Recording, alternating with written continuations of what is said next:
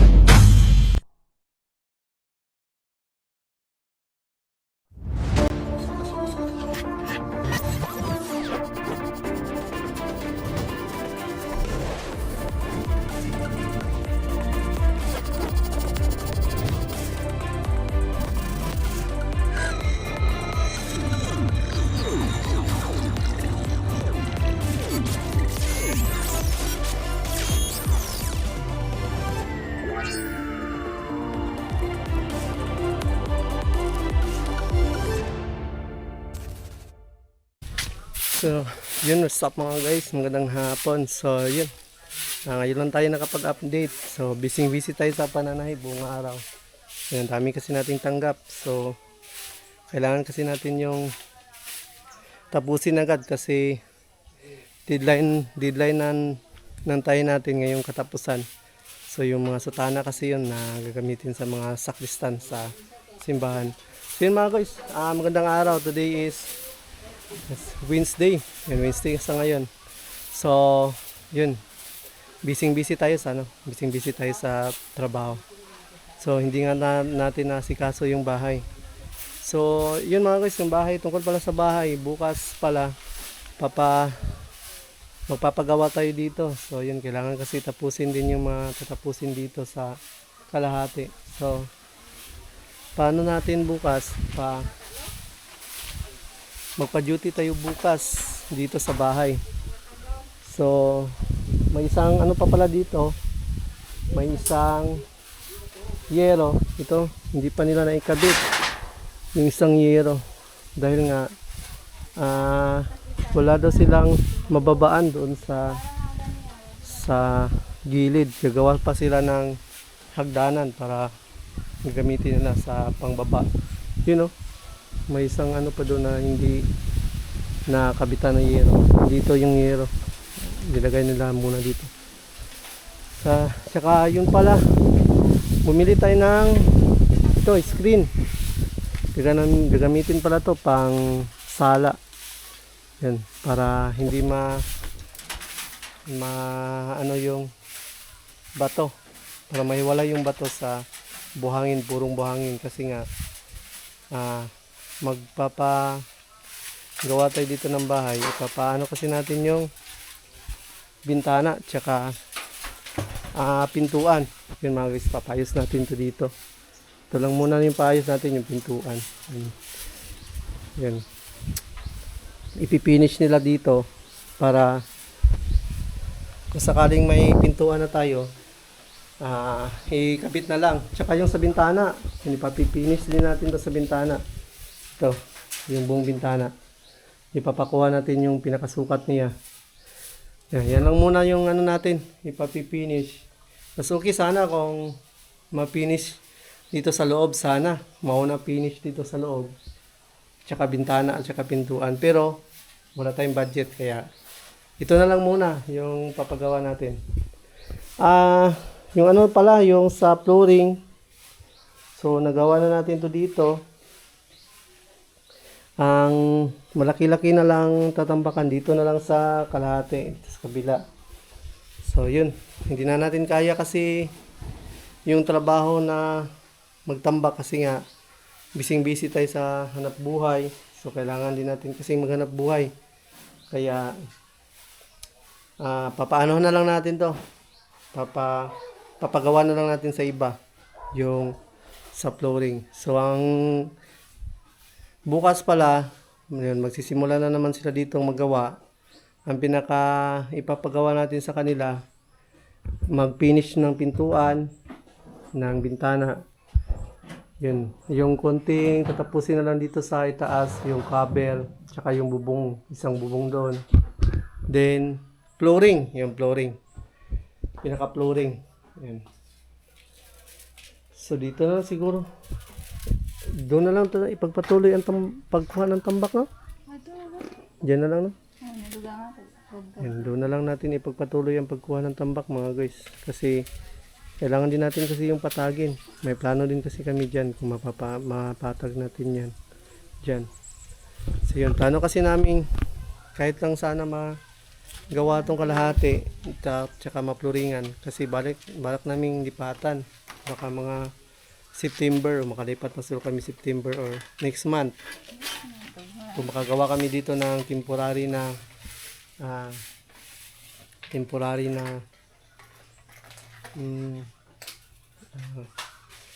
lutuan.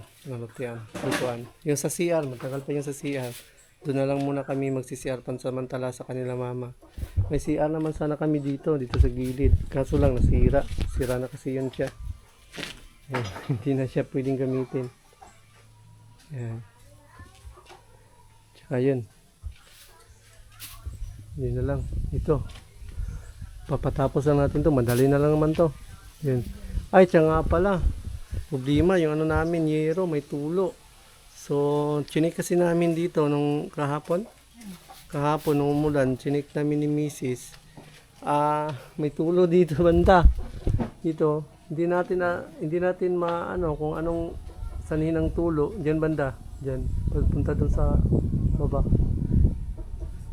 Hindi natin malaman kasi nga hindi tayo makaakyat. So, ano natin yung problema sa kanila bukas. Isabihin natin sa kanila kung ano yung nakita natin sa itaas. Yan. Dahil nga may tulo. Ano bang gagawin nilang remedyo doon? Lalagyan ba nila ng sealant o ayusin lang nila yung bubong? Yan, ito na lang yung kulang na isang bubong, mga guys. Hindi nila naikabit kasi nga wala daw silang pagbababaan.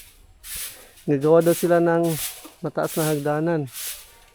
Baka dito sila ay, okay din yung mataas na hagdanan, han. Kasi yung sisirain mo yan. No,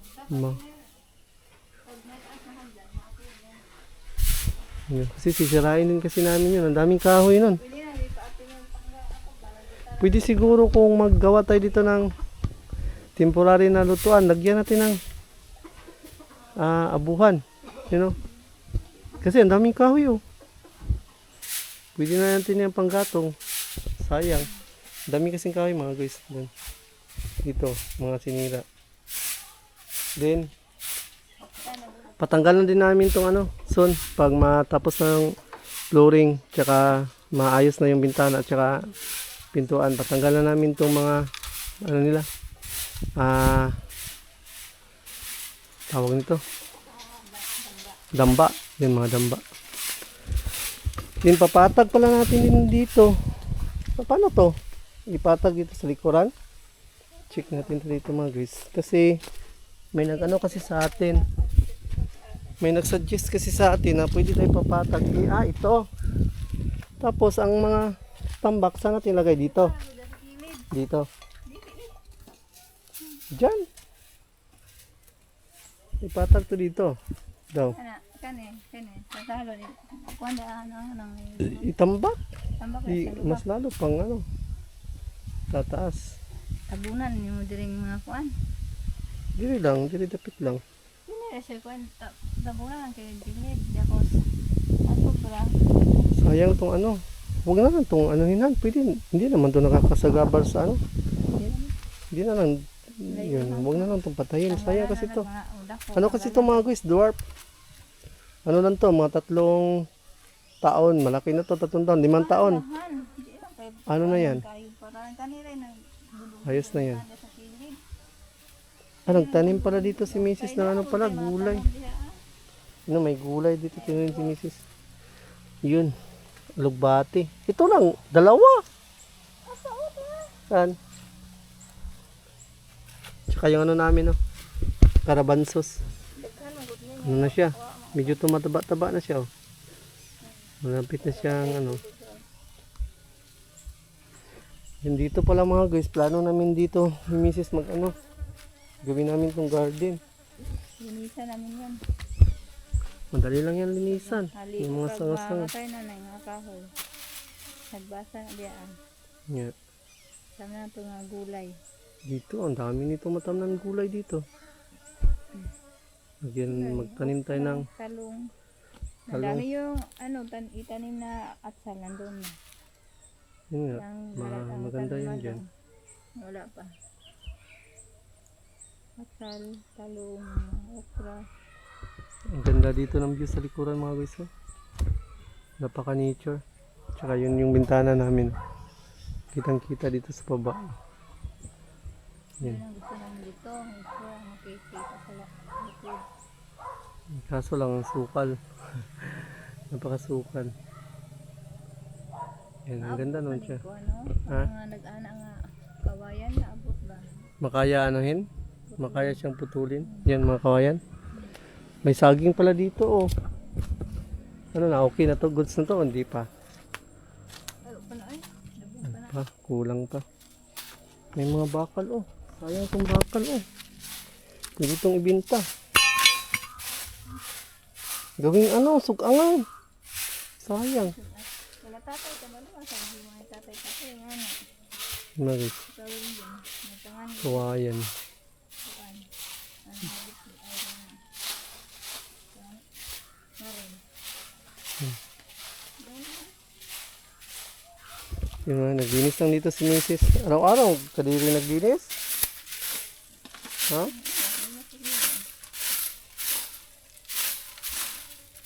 Si Mrs.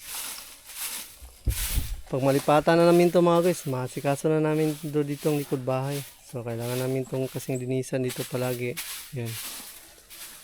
Dahil nga delikado pag hindi nilinisan to, baka akyatin tayo dito ng ahas. Ang dami kasing ahas dito sa baba. Dito sa baba. Di dati pa talaga may mga lumalapit dito na ahas. Yung luma naming bahay mga guys, yung kahoy. Ilang bisis na yun inakyat ng ahas. Buti na lang may ano, may mga pusa kami dati. So nakikita ng pusa ang ahas. Ano sila yung naunang umatake ng ahas. Kaya nalalaman namin may ahas.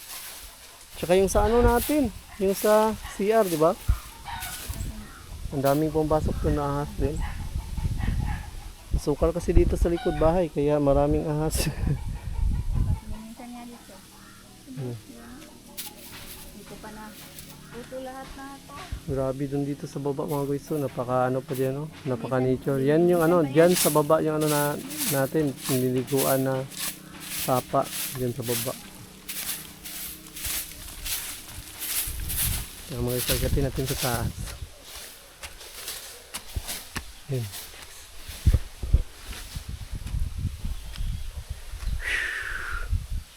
Silipin natin dito yung views. Yan, dito yung mga guys, ang pinakamagandang view. Wow, ang ganda. Grabe. Ang ganda ng view. Ang ganda ng views niya dito. Talagang nature na nature.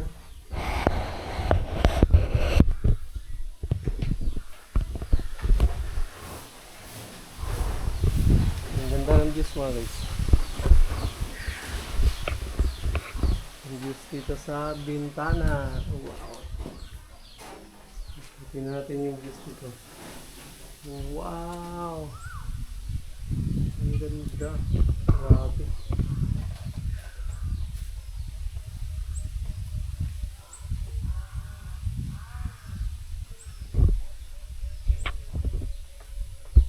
Ayan, ganda ng view. Nature na nature. You know? Ito yung views namin dito sa bintana. Yan. Maganda. Maganda dito na part. You know? Kitang-kita yung ano. Kitang-kita yung nature. Maganda siya. Dito na part. So bukas, may gagawa dito bukas. So nag-usap na kami kahapon nung gagawa. So may ginawa kasi sila sa ngayon at kahapon may ginawa sila. So nasabi sila na bukas na lang daw nila gagawin to. So ano lang, 5 days lang ang ano natin binigay na ano, 5 days lang yung paggawa kasi 5 days lang yung naka-budget natin na pang labor sa kanila. So ang ipapatapos natin sa kanila is talagang pinaka ano papagawa natin yung sa flooring na dapat ma-flooringan na, tsaka pag-ayos ng pintuan at bintana. Yan yung pinaka main purpose bakit tayo magpapagawa sa kanila. So yun, iwan ko pala yung una natin dito kasi tayo magtatambay-tambay pag tanghali kasi nga nakaka-relax kasi dito tayo naghihiga tapos yun tanaw natin dito yung nature, kaya napaka sa nakaka-refresh ng utak, lalo na pag tanghali sobrang init.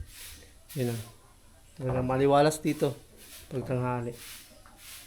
Ayun kasi gubat. Siya naglilinis si Mrs. Naglilinis siya.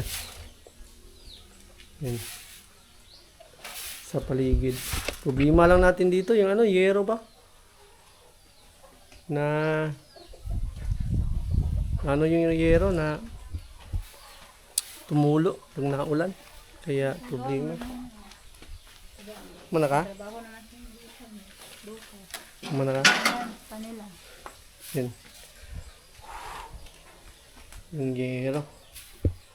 Dito yung problema. Dito yung nakita namin na tulo. Yung problema dito. Bakit kaya siya concrete? Nakita kasi namin siya dito. Tumutulo siya dito na part. Yan na part. Diyan sa may diyan sa may dinugtong na yero. Kaya yan, baka hindi siguro na Ay, dugtong baka na sa maayos. Baka sa tornilyo, di ba? May tornilyo. Ano? May baka dyan, hindi nahigpit ba yun, Iwan. Ay, nakakay. Iwan.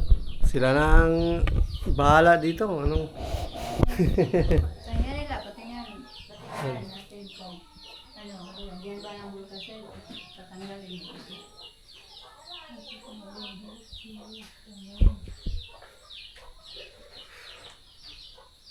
So, Maris, bukas pagawa na natin ang flooring tsaka bintana bukas. Flooring at bintana. Dito, yun. flooring tsaka bintana. Pagawa natin bukas. Yun. Ayun mga guys, naka-update lang ako dito sa bahay. So, yun lang. Yun lang yung ano natin. Yun lang yung mga ipapagawa natin bukas sa kanila. So, naglinis-linis lang din dito si Mrs. Yun tayo pala is, yun, balik tayo sa pananahi. So yun, hanggang dito lang muna itong vlog natin. Yun, update lang natin yung mga gagawin natin bukas dito sa bahay. So yun, salamat nga pala sa all viewers, sa lahat ng mga tumutulong at sumusuporta sa atin. Kay Nogerts TV. Yan, sa mga kaibigan pala natin dyan sa ibang bansa, yan sa Middle East, sa New York, sa LA, si Arnold Kanya at saka sa Ohio na si Street Outlaws. Yan. Salamat sa inyong lahat at God bless always and keep safe always. Yan. At sa mga team pala natin na Team Street Outlaws. Yan. Sa kaibigan natin na sila Kersey, Juicy, yun sila Dudes, Cutie, Kalabas, Kamamshi, and Idol. So yun. Sa mga all viewers nga pala, yun. Salamat sa walang sawang suporta. Grabe. Thank you so much talaga sa inyo at napakabait niyo. At yun sa kay Katubs, yun, happy birthday belated kahapon at saka sa kay Sir Leo D. Thank you sa blessings. Yan, salamat po. So yun, hanggang dito na lang. Bukas na lang ulit. So yun, bukas, update tayo bukas at gagawa sila dito bukas. Gagawin natin yung mga nabanggit natin kanina, yun yung ipapagawa natin sa kanila. So yun, hanggang dito na lang. Nogerts TV, nag-iwan sa kasabihang mata sa langit, pa sa lupa. Yan, keep safe always and God bless. Ushat.